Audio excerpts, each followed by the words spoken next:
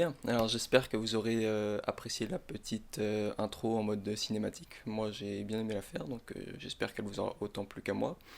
Maintenant je vais vous expliquer comment tout simplement ça fonctionne. Je vais vous montrer un petit peu plus en détail, mais vous allez voir que c'est pas du tout sorcier. Il va falloir pour ça acheter trois éléments. La première étant, pardon, la première étant ceci, donc vous l'aurez vu dans un ou deux plans, c'est ce qu'on appelle une demi-batterie DU2MY. Qu'est-ce que c'est en fait? C'est une batterie, enfin ça a la forme d'une batterie, mais il n'y a absolument pas d'énergie qui peut être stockée dedans. C'est juste relié, hop, à un câble. Vous avez une espèce de prise jack, je saurais pas dire trop ce que c'est derrière, mais bon voilà. Second élément, ça va être ceci. Alors ça aussi vous l'aurez vu dans un plan. C'est donc en fait il y a une prise USB d'un côté et pareil un espèce de jack mâle de l'autre côté.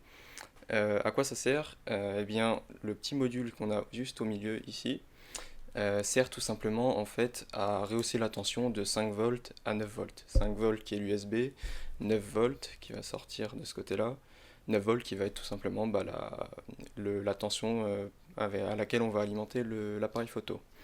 Dernier élément, le principal, une batterie. Oui, c'est logique.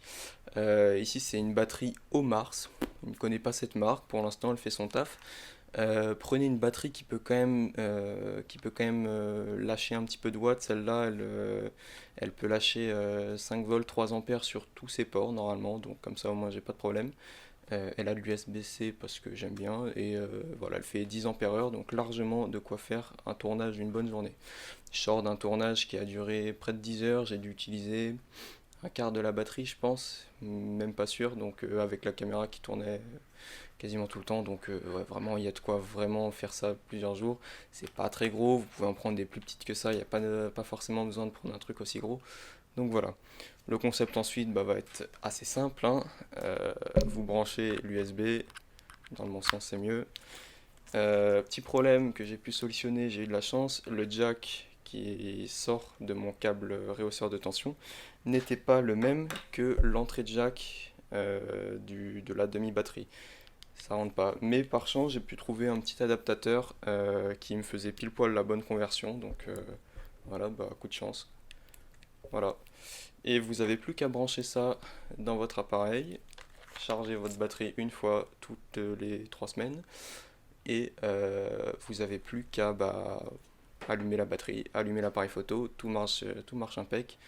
Et puis voilà, c'est fini. C'est pas plus compliqué que ça. Ça coûte pas si cher. La batterie, vous en avez probablement déjà une. Le petit câble ressort de tension m'a coûté quand même 3 euros, je pense, donc c'est quand même beaucoup. Le plus cher au final va être la demi-batterie, ce truc-là, parce que c'est spécifique à votre type de batterie. Choisissez bien la bonne, hein, évidemment. Pour mon Nikon D3300, c'est du EP5A, voilà. Mais il y en a pour tous les modèles en fait, quasiment vraiment, il y a quasiment tous les modèles qui ont ça, donc comme ça voilà. Pour les appareils qui n'ont pas de port USB par lesquels on peut les alimenter, bah ça fait la solution. Ça coûte pas très cher, voilà.